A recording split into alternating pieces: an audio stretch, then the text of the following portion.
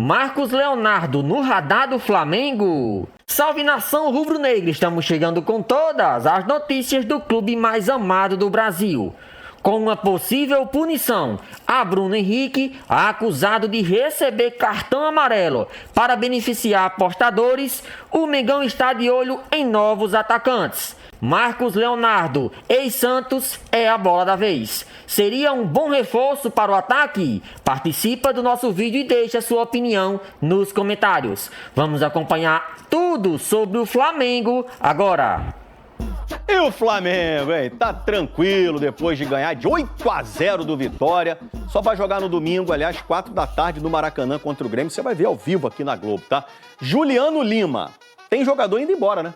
Tem sim, Escobar. Boa tarde para você, para todo mundo que está acompanhando o Globo Esporte. O meio-campo Matheus Gonçalves foi negociado com o Al Ahly, da Arábia Saudita.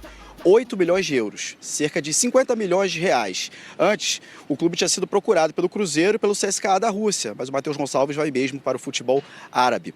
Depois da goleada contra o Vitória na segunda, ontem o time ganhou folga e hoje se representou pela manhã. E como você disse, vai ter uma semana inteira de treinamento aí livre, já que foi eliminado da Copa do Brasil. Só enfrenta o Grêmio domingo pelo Campeonato Brasileiro do Maracanã. E para essa partida, o lateral esquerdo Alexandre não deve jogar. Ele sofreu uma lesão na panturrilha esquerda contra o Vitória, saiu ainda do primeiro tempo e, aliás, foi cortado da seleção brasileira para os próximos compromissos do Brasil nas eliminatórias da Copa do Mundo. Para esse jogo de domingo, o Felipe Luiz tem duas opções. Ayrton Lucas e Vinha para a posição ali na lateral esquerda. Expectativa de casa cheia. Mais de 60 mil ingressos foram vendidos e, como você disse, Flamengo e Grêmio ao vivo com transmissão da Globo. Valeu, um abraço.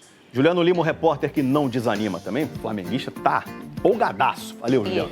O que você tem de assunto aí? Matheus Gonçalves vai pro futebol árabe, é isso? Na verdade, ele já até embarcou ontem à noite. Venê? Está sendo vendido ao Al Ahly, da Arábia Saudita. E foi uma negociação extremamente rápida. Inclusive, quem trouxe primeiramente o nome do clube foi o Léo Dias, o portal Léo Dias. Ah, é? Dando Um beijo para Léo Dias. Aqui porque ele estava sendo vendido ao CSKA, estava tudo certo. Mas aí o Al Ahly chegou em cima da hora, fez uma proposta salarial muito melhor do que a do CSKA, o jogador gostou, só que para o Flamengo não era bom. A proposta inicial era de 8 milhões de euros. E aí o Flamengo falou, não, esse valor a gente não aceita, embora seja bom para o jogador, mas para a gente não é bom. Aí eles subiram para 9 milhões de euros, mais bônus, através de metas. Aí o Flamengo topou, vendeu 100% dos direitos econômicos dele e o Matheus Gonçalves está de saída. Lembrando que melou uma ida dele para o Cruzeiro ainda nessa temporada, né? Exatamente. E melou por quê, Venê? Porque o Flamengo recuou na ocasião por conta da repercussão negativa. Eu sou contra recuar em negociação por conta de repercussão negativa. Mas nesse caso, no fim das contas, o Flamengo agiu certo. Porque você negociar um bom jogador como esse para o Cruzeiro, que vai brigar por título com você na temporada, não faz o menor sentido. E no fim das contas, o Flamengo fez certo, tanto é que agora consegue fazer uma venda muito boa, na minha concepção, 60 milhões de reais por um jogador que não estava performando no elenco principal. Enfim, para mim foi muito bom e o Flamengo vai ganhar à vista, tá? O Flamengo ainda vai receber à vista, ainda tem esse bom ponto aí, porque é totalmente diferente você receber 9 milhões de euros agora a receber em parcelas durante alguns anos, como o CSKA poderia pagar. Lucas Pedrosa, para o jogador, analisamos... Posso falar sobre outro jogador rapidamente? Claro. O Lohan viaja hoje também, emprestado pelo Flamengo ao Pisa da Itália. São dois jogadores que a torcida botava uma expectativa muito alta, mas que não estavam performando. E que recentemente, agora na semana passada, venceram o Mundial Sub-20, né? O Lohan e também o Matheus, os dois batendo pênalti. Um acertou e um não acertou. Ô, Pedrosa, olhando o lado do Matheus, ir pro Al Hilal, Al Hilal, né? Al Hilal? Al Ahly. Ir pro Al Ahly ou pro Cruzeiro, qual seria melhor pro jogador? Pro atleta, com certeza, ir pro Cruzeiro, no sentido futebolístico. Mas assim, ele indo pro Al Ahly, ele resolveu a vida dele. Será, Pedrosa? Resolveu a vida dele, financeira, tá resolvido. Não tenha dúvida, assim, é um jogador com muita qualidade, não duvido que ele volte ao Brasil em algum momento, até porque é muito jovem e cobiçado por grandes clubes, mas é isso, cara, a gente tem que entender também que as pretensões que nós temos futebolísticas para os atletas nem sempre é que os atletas têm, porque eles têm que pensar na família deles, eles têm que pensar no futuro deles, eles têm que pensar em tudo que gira em torno. Então eu acho que o Matheus Gonçalves tem futebol para fazer o pé de meia dele, para jogar o que tiver que jogar lá no Al Ahly e depois voltar para o Brasil, ou seja lá qualquer clube do futebol europeu, do mundo, e conseguir desempenhar o seu futebol futebolisticamente falando. É isso, cara, eu respeito muito a decisão, concordo, discordo, tudo bem, mas respeito sempre. Que é um bom exemplo, o Alexander, que se destacou no Fluminense, foi vendido ao futebol árabe e voltou com um ano tá hoje no Atlético Mineiro. Super versátil, Pergunta né? se ele não resolveu a vida dele. Resolveu. Não tem Dá pra dúvida. fazer um churrasquinho? Pô, com Dá ou não dá picanha. pra- E outra, Com picanha. nessa alternativa entre ir para futebol russo e árabe, Isso aí. hoje é árabe sem sombra de dúvida. Isso concordo. é verdade, até por uma questão de qualidade da família, né? Porque a questão de guerra é sempre mais difícil. Olha aqui, eu vou mandar um beijo pro pessoal da Lapatiz. Não tem jeito, mas eu acho que ali onde eu chorei, qualquer um chorava. Não sei se de 8. Dar a volta por cima que eu dei, quero ver quem dava. Carilho Olha, vai para outra. O Flamengo, ampliando um pouco mais, a gente vai falar muito mais do jogo de ontem, mas só ampliando e olhando um pouco da campanha. Tem o melhor ataque e tem a melhor defesa. O Flamengo O saldo. Então, é aí que eu vou chegar. Em 20 jogos, o Flamengo só sofreu 9 gols e fez 44.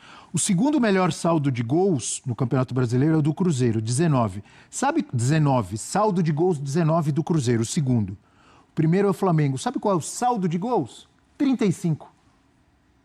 Tem vários negativos, saldo de gols negativos.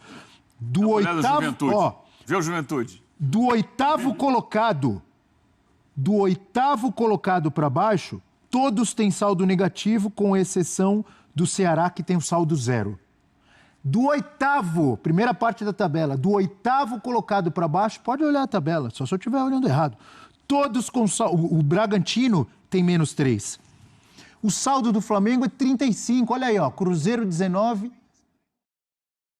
Botafogo 14. Botafogo 14 e Palmeiras 12. Nenhum time, além do Flamengo, fez mais do que 34 gols no Brasileirão 2025. Tem quase o dobro do saldo do segundo colocado, que seria 38. Ele tem 35.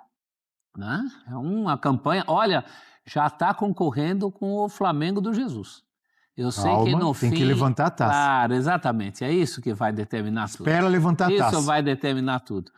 Mas em volume de jogo, em nível de atuação, me lembrou uma atuação do Flamengo contra o Goiás, o Flamengo do Jesus, que acabou 6-0 com o Flamengo tentando o 7º.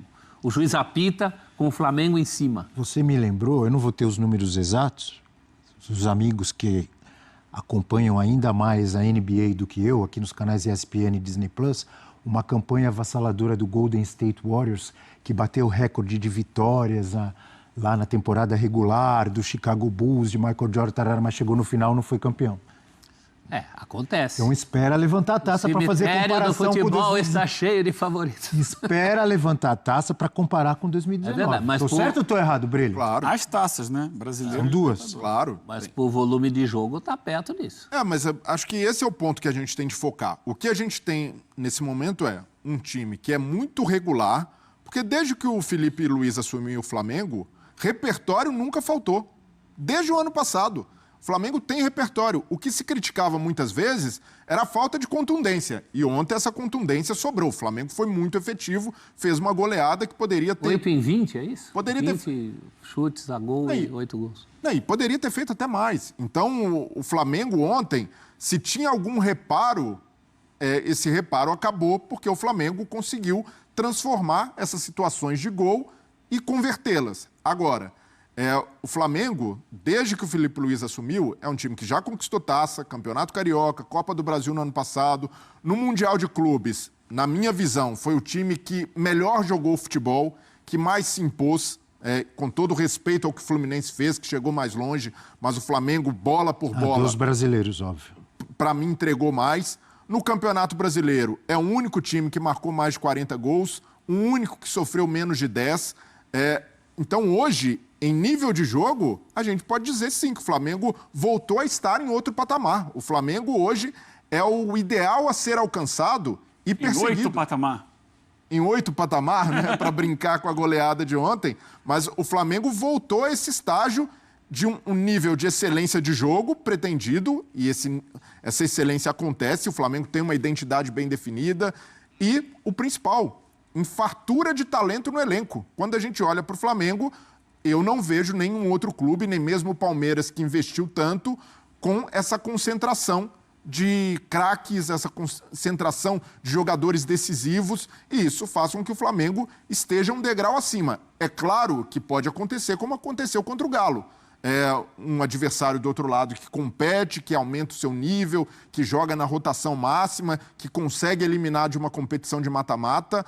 Mas hoje eu vejo o Flamengo num nível de jogo que nenhum outro clube alcançou, que é essa estabilidade de jogar bem a maioria dos jogos e ser superior em praticamente todos a seus adversários. E com reservas, praticamente todos, que jogariam em quase todos os clubes da Série A do Brasileirão. E incluo o Palmeiras nessa. Flamengo e Palmeiras têm jogadores no seu elenco, que muitas vezes começam no banco ou são considerados reservas, que jogariam em quase todos os outros. Sim. E do meio para frente, principalmente, tem muitos nomes bons, mas do meio para trás também, gente, é meio gol tomado por partida no Brasileiro. 20 jogos e 9 gols sofridos, não é isso? O Flamengo tem os 20 jogos? Tem 20 jogos. Tem os 20 agora. Sofreu 9 gols. Então, né, menos de meio por partida. Se tomasse 10, seria meio por jogo. Isso é fantástico. Não, e mostra o equilíbrio. E eu acho que essa é a grande questão do Flamengo, né? Tem aquela velha frase, né, que o ataque ganha jogo e a defesa ganha campeonato. A estabilidade defensiva do Flamengo é o grande ponto de partida para esse time fazer a campanha que tem feito. Porque ele é muito pouco vulnerável.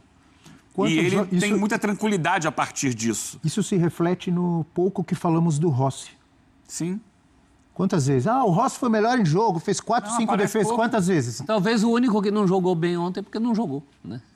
Ele assistiu ao jogo. Teve uma bola que o Vitória atacou no primeiro tempo, que o rapaz vem driblando ali pela direita, chuta. Ele defende assim, quase que esnobe, ele bota a bola, para assim no chão, a bola... A bola não chegou nele. E eu tô tentando puxar pela memória se o Flamengo do Felipe Luiz já foi goleado de sofrer mais de 3 gols. Não consigo me lembrar. Não, foi pelo Bayern de Munique, né? Não, então, mas no cenário possível de América do Sul.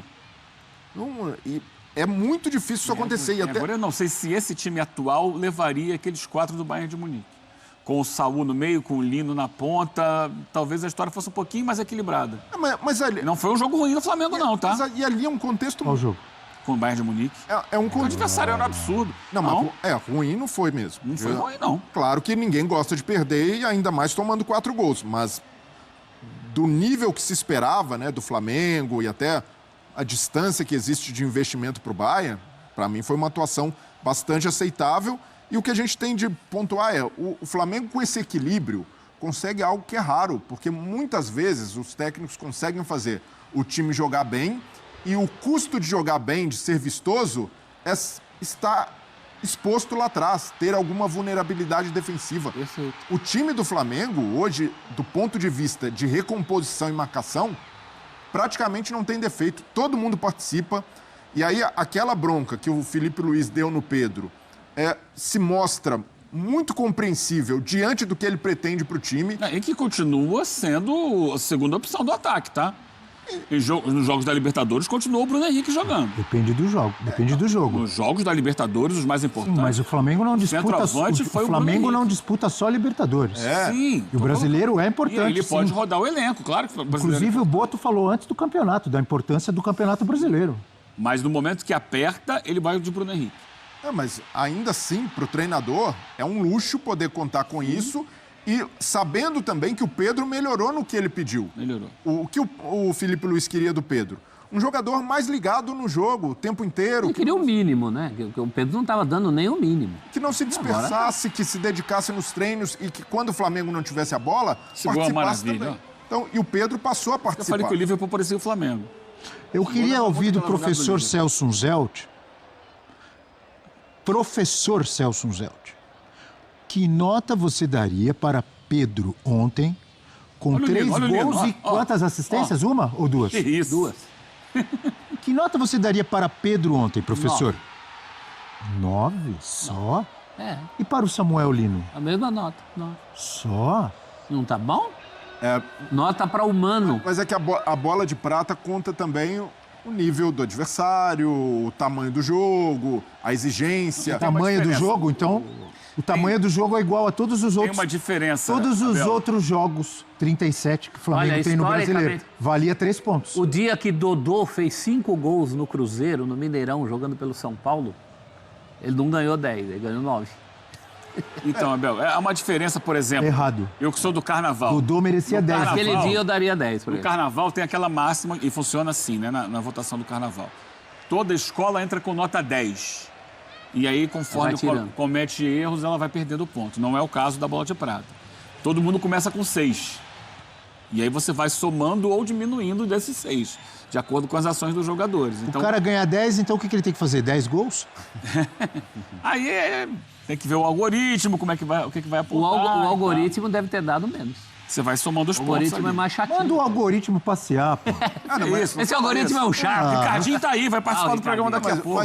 Mas ontem é o tipo de jogo em que o Flamengo beirou a perfeição. Sim. Você olha ali em todas as fases, marcação, intensidade, regularidade no jogo, porque acontece muito, às vezes, de um time que se impõe, faz uma goleada, mas a goleada é resolvida num trecho específico do jogo e no restante o time dosa, tira o ritmo. Ontem não, foi um jogo linear do Flamengo, do primeiro ao último minuto, de imposição total, de mais de 70% de posse de bola, 20 finalizações, mais da metade no alvo e com golaços, pelo menos... A gente, quando fizer a lista... Golaços com troca de passes, participação, às vezes, de 4, 5 jogadores. E quando a gente... Quando fizer... Não teve um gol feio, Abel. Quando a gente fizer o top 10 dos gols mais bonitos do campeonato, provavelmente 4 gols do Flamengo na goleada de ontem estarão, porque foram gols muito bem construídos. Matheus Pereira do Cruzeiro joga vôlei? Não, entre os 10. Os 2 gols do Cruzeiro foram lindos. Os 2 gols do Cruzeiro foram lindos. Só que o que o Flamengo fez ontem foi um absurdo. E assim, gols que têm a plasticidade não só coletiva, mas individual. O elástico do Pedro no lance do gol, absurdo. O Evair dos tempos modernos. Quantas vezes eu falei? E a caneta do Samuel Lino também, no passe que ele dá para trás. Aquela jogada do gol do Luiz Araújo, o Lino está cercado por 4 jogadores do Vitória e ele está de costas pro gol. Ele gira, mete no meio das pernas de um deles, vai para dentro no fundo e toca pro Pedro e aí a bola chega pro Luiz Araújo. O Lino ontem teve 2 gols e 3 assistências. Foi o jogador que mais participou com gol ou assistência. Quantos gols e quantas assistências? 2 gols e 3 assistências. Nota 10.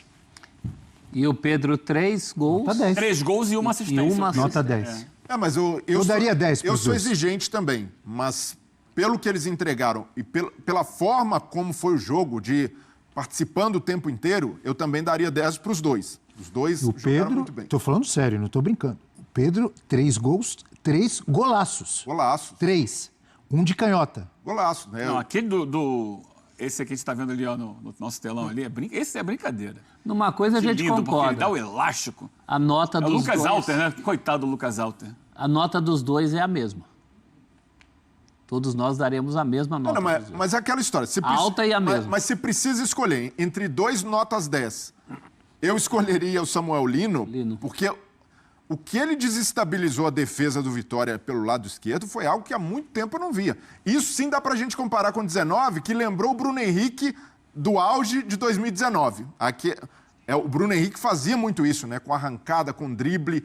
E ontem o Samuel Lino estava imparável. E foi decisivo nas participações em gol. O professor, ele... E é o seguinte, tem torcedor do Flamengo já reclamando que ele não foi convocado para a Seleção Brasileira. Mas há pouco tempo estavam cornetando também. Concorrência é grande. E pro Arrasca, mas ele jogou isso tudo ontem, depois da convocação. Pro Arrasca eu daria 8, talvez, 7,5, 8. Eu daria 8. Jogou muita bola também. Daria 8. 8 não é uma boa nota? Excelente. 8 então, tá legal. O professor trouxe aí o assunto de comparar com 2019, eu falei, calma, espera levantar a taça. Mas o futebol apresentado a gente já pode. Tem a tela aí. Vamos lá.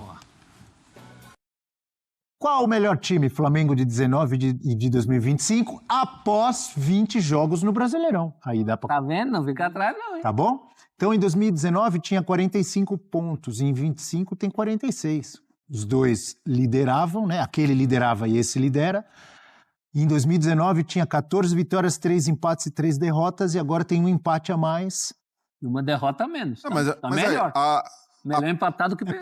A tela já... A grande diferença é a defesa, ó, como eu falei agora há pouco. Aproveitamento, 75 lá e 76,7 aqui. Gols marcados, o mesmo número de gols marcados em 20 rodadas. Gols sofridos, 19 sofria mais gol em 2019. Que também não era ruim, 19 gols em 20, não dá nenhum. E a gente 10 gols de diferença. É que o sarrafo lá tá alto. Precisa lembrar, mas, o Jorge Jesus chega no meio do ano. Ele não começa o campeonato como técnico do Flamengo. Verdade. E Quem que tava? Abel Braga. O melhor do Flamengo, a gente viu no segundo turno, que ali o Flamengo passeava e Bem lembrado. numa reta então decisiva pede lá para da refazer, temporada. pegar só os 20 primeiros jogos do Jorge Jesus. Então, a gente vai ter de fazer essa comparação depois. Mas, de fato, esses 20 primeiros jogos do Flamengo do Felipe Luiz são melhores que o Flamengo de 2019. Só que precisamos ver se mantém essa pegada, porque é difícil, mesmo com um elenco melhor do que o de 2019. Isso eu não tenho dúvida de dizer. E o de 2019 também caiu na Copa do Brasil. Caiu. Pro Atlético Paranaense. O Atlético Paranaense, Maracanã, não lembro se foi oitavas de final ou Oitavas quartas. de final. Oitavas. E até teve uma derrota para o Emelec, que o Flamengo consegue virar no Maracanã. Então, o começo do Jorge Jesus ali foi normal. Dali que estabiliza. Depois que ele passa pelo Emelec, era muito sofrimento ali. Teve uma derrota marcante do Jorge Jesus pro Bahia, né? Mas foi antes do jogo com o Emelec. E é isso. Depois que passa pelo Emelec, aí ele consegue... passa a ter as semanas livres de Copa do Brasil. E aí ele começa a organizar o time dali, o time decola. Mas a questão é, o Flamengo, esse Flamengo, que tem jogado a bola que está jogando, que tem o treinador competente que tem, e com esse elenco, e é um elenco mais farto em qualidade do que o elenco de 2019. Eu ia pedir para você responder a pergunta que está aqui embaixo na tela. Ó. Olha aí, você já está respondendo. Mas, Abel, elenco muito mais forte, não é pouco. Esse elenco do Flamengo, o Felipe Luiz olha, tem ótimas opções em todas as posições. O Jesus não tinha. O Jorge Jesus tinha um elenco mais justo. Não era um elenco ruim e o time titular espetacular. Nas 11 posições tinha jogadores que entregaram muito e eram craques. Só de ter nas duas laterais Rafinha e Felipe Luiz era algo absurdo. Mas como elenco, esse Flamengo não só vem numa esteira de investimentos e até com alguns remanescentes de 2019, como contratou jogadores do nível de Saúl, Samuel Lino, Carrascal, jogadores que chegaram para dar... Jorginho chega no meio do ano também, dá uma profundidade de elenco que o Flamengo não tinha, mas lidou bem no segundo semestre, porque o Jorge Jesus adotou aquele modelo de poupar pouco, poupar só quando necessário e manter sempre a mesma base. Agora, o Flamengo, com essa bola, com o treinador e com esse elenco, tem potencial de, no mínimo, igualar o Flamengo de 2019. Por quê? É favorito no Brasileiro, na minha visão. Também é favorito na Libertadores. Verdão tá ali na cola, hein? Claro. No Brasileirão. Mas hoje... é favorito, sim, é favorito. Hoje, pela bola que jogam e até por pontuação, para mim o Flamengo está à frente do Palmeiras. Sim, pelo ataque, pelos números ofensivos, defensivos. Né? Na Libertadores, pelo caminho e por ser o melhor time, também coloca o Flamengo como favorito. Então, se ganha os 2 títulos que o Flamengo ganhou em 2019 e continua nesse ritmo, tem potencial de igualar ou até mesmo desbancar. Porque aí a gente vai fazer um cara a cara aqui. Agora, mas Rossi, Diego Alves, né, era o goleiro? Rossi, Diego Alves. Rafinha e Varela. Mas então, e vai seguindo. Isso aí, até pelo apego afetivo e por serem grandes jogadores, pode ser que o Flamengo de 2019 vença. Mas agora, antes tem que ganhar, tem que levantar as taças. Mas agora, se comparar o elenco, esse elenco é muito mais farto. Olha a diferença que você já começa por aí. A gente falava da questão do elenco, né? Justamente o que o Breler acabou de dizer. Você falou assim, você pensou, Rafinha ou Varela? Mas a maior parte até aqui do ano foi com o Wesley. E ainda tem o Emerson Royal. Então são 3 nomes contra só o Rafinha, de 2019. Só entre aspas. Não, só numericamente não tinha uma falando. Opção de tanto... de quantidade. Sim. Entendeu? Porque a grande questão daquele Flamengo, a gente debateu isso aqui semana passada, né, Abel? Era que o Jorge Jesus não poupava os jogadores. Ele falava assim, descansa entre um jogo e outro, na hora do jogo vai correr. E hoje o Flamengo consegue girar o elenco. E aquele Flamengo de 2019 tinha alguns jogadores que eram até muito contestados pela torcida. O Pires da Mota, o Berrio, o Lincoln, que era da base, ainda muito jovem. O Renier estava começando ali. Apareceu bem o Renier. Apareceu bem, até participou bastante. Mas é isso. Jogadores que não se comparam com o patamar que o Flamengo tem no banco hoje. Sim. O Flamengo hoje, dependendo do caso, tem jogador de seleção que está no banco do Flamengo. Pega a lateral esquerda, você vê. Quanta opção. Alexandre, Ayrton Lucas e o Vinha, né? Que ontem entrou também um pouquinho. Uma loucura, né? Realmente, o elenco do Flamengo hoje é mais forte que de 2019. O Breler respondeu, professor, tem alguma dúvida? O elenco muito mais forte. O time ainda precisa ganhar a Libertadores. E o brasileiro? E Copa, eu acho que o brasileiro é muito mais palpável para o Flamengo do que a Copa. Esse elenco, com tudo isso, ainda não com todos os estrangeiros que entraram bem... Seguro, né? É porque a Copa, às vezes uma noite ruim, acabou de perder uma Copa numa saída de bola contra o Atlético Mineiro. Né? O brasileiro não, você pode tropeçar um jogo tal, e você ainda tem outros jogos para se recuperar. Para derrubar essa média de menos de um gol tomado por partida, esse saldo, precisa fazer muita bobagem, né? Pensando no brasileiro, né, essa mudança que foi feita no calendário, empurrando os jogos decisivos de Copa do Brasil para depois do Campeonato Brasileiro, isso tirou essas semanas livres que o Flamengo teria, né? Por isso o Flamengo reclamou, né? Porque ele poderia descansar nas semanas de Copa do Brasil. Ou nos finais de semana, que teremos jogos nos finais de semana, nas semifinais do Brasil. Agora não, agora é um jogo em cima do outro do brasileiro. Quando não tem brasileiro, tem jogo de Libertadores. O que vai dar um refresco são as datas FIFA, né? Porque você tem data FIFA agora em setembro, depois tem em outubro e tem em novembro ainda. Ali o Flamengo vai poder descansar Mas, por outro lado... E a sorte do Flamengo para essa seleção brasileira de agora é que só um jogador foi convocado, só o Alexandre. E o Flamengo tem reposição na lateral esquerda. Então sofre menos pensando em seleção brasileira. Mas tem jogadores que podem ser chamados para... Como o Varela deve ir para a seleção do Uruguai, o Arrascaeta, a mesma coisa. O Pulgar não desfalca mais porque já está desfalcando. Porque a gente está esquecendo do Pulgar, hein?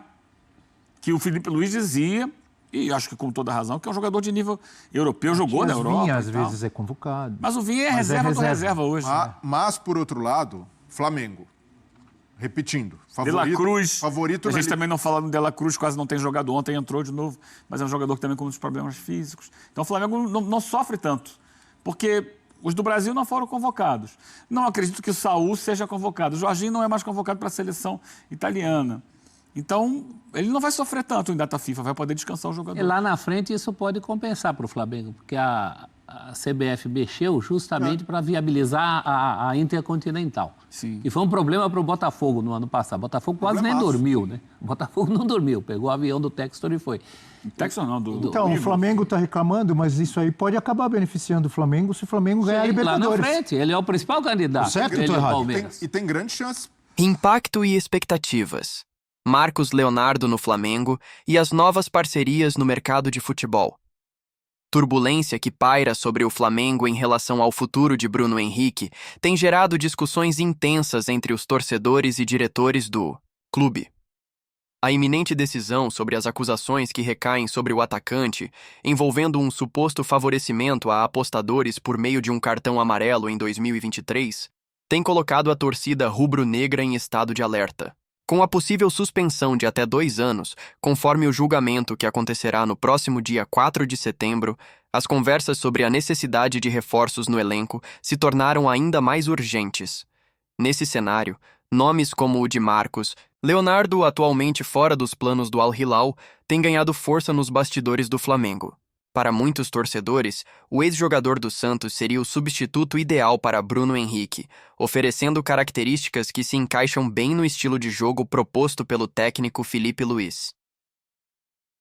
A incerteza sobre a permanência de Bruno Henrique no time tem deixado a diretoria do Flamengo cada vez mais atenta ao mercado. O fato de Pedro estar longe de ser uma opção titular incontestável e a busca frustrada pela contratação do atacante Lucas Beltrán, recentemente envolvido em negociações com a Fiorentina, torna ainda mais claro que o clube precisa estar preparado para a saída de seu principal atacante.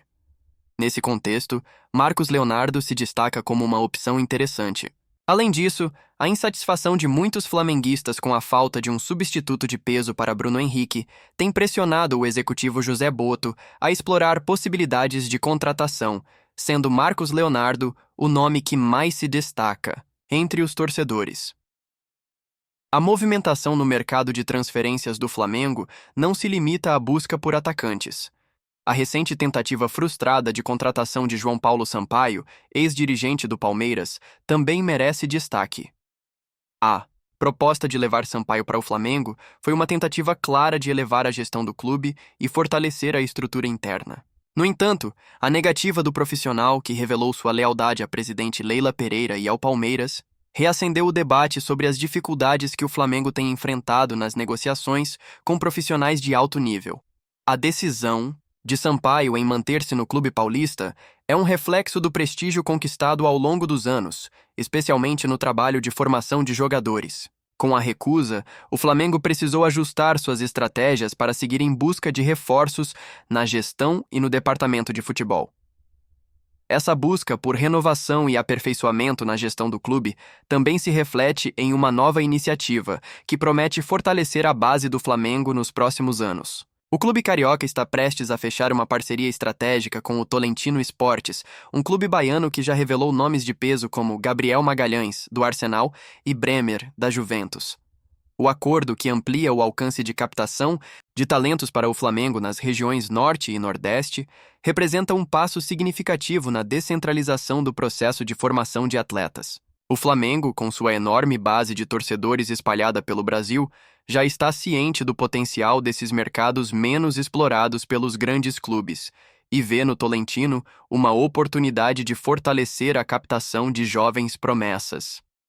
Essa parceria visa expandir a rede de observação do Flamengo e fortalecer o processo de formação de novos jogadores, aproveitando as riquezas esportivas de regiões como a Bahia, onde o futebol tem crescido em popularidade e qualidade nos últimos anos. A aposta em clubes como o Tolentino Esportes é uma estratégia que visa não apenas diversificar a origem dos talentos, mas também gerar benefícios financeiros a longo prazo, consolidando ainda mais a posição do Flamengo como um dos maiores clubes formadores de jogadores do Brasil. A história do clube já é recheada de exemplos de sucesso com suas categorias de base, e a parceria com o Tolentino tem tudo para ser mais uma iniciativa vitoriosa nesse sentido. Ao mesmo tempo em que o Flamengo se preocupa com a construção de seu elenco principal e a formação de novos jogadores, as torcidas organizadas do clube seguem desempenhando um papel fundamental na construção da identidade e no apoio incondicional ao time. O Flamengo conta com uma das maiores e mais apaixonadas bases de torcedores do Brasil, com uma nação que ultrapassa os 45 milhões de pessoas. A história das torcidas organizadas rubro-negras é rica e repleta de momentos históricos, sendo algumas delas verdadeiros pilares da cultura do Flamengo. A Charanga Rubro-Negra, fundada em 1942, é considerada a primeira torcida organizada do Brasil e foi a grande responsável por introduzir a música e a animação nos estádios, revolucionando a forma de torcer no país. O uso de trompetes, tambores e cânticos foi uma inovação que inspirou outras torcidas organizadas, não apenas do Flamengo, mas também de outros clubes brasileiros. Em paralelo, a Jovem Fla, fundada em 1967, representa uma continuidade dessa evolução, surgindo com uma proposta mais moderna e alinhada com os modelos de torcida que se conhecem atualmente. Com um foco em mobilização e apoio irrestrito ao time, a Jovem Fla tornou-se uma das maiores torcidas organizadas do Flamengo. Outra torcida relevante é a Raça Rubro-Negra, fundada em 1977, que se tornou uma das maiores organizadas do Brasil, e tem seu nome registrado no Museu Flamengo, celebrando sua importância histórica. A Raça tem como lema o maior movimento de torcidas do Brasil, e seu símbolo é o punho cerrado para cima, representando a força e a união de sua torcida. A Urubuzada, por sua vez, surgiu em 2006, após desentendimentos internos na Raça, e trouxe uma proposta de mais autonomia para seus membros e um foco no suporte a festas e eventos dentro do clube. Por fim, a Nação 12, fundada em 2009, tem um estilo inspirado nas barras bravas da Argentina, com o objetivo de criar um espetáculo visual e sonoro nas arquibancadas, apoiando o Flamengo de maneira vibrante e sem restrições. A Nação 12 busca criar um ambiente único, onde a energia dos torcedores transborda, tornando-se uma verdadeira festa nas partidas do Flamengo. Juntas, essas torcidas organizadas formam um mosaico de apoio incondicional e de energia transformadora, sempre ao lado do Flamengo, seja nas vitórias ou nas derrotas. O futuro do Flamengo, portanto, está sendo desenhado tanto dentro de campo quanto fora dele. A construção de um elenco competitivo, A busca por novos talentos e o fortalecimento da identidade do clube por meio das torcidas organizadas são peças-chave para que o clube continue a trilhar seu caminho de sucesso. Com Marcos Leonardo como uma possível solução para o ataque e parcerias estratégicas como a com o Tolentino Esportes, o Flamengo segue sendo um clube de grandes ambições, preparado para enfrentar os desafios que surgem em sua jornada para conquistar mais títulos e continuar ampliando seu legado.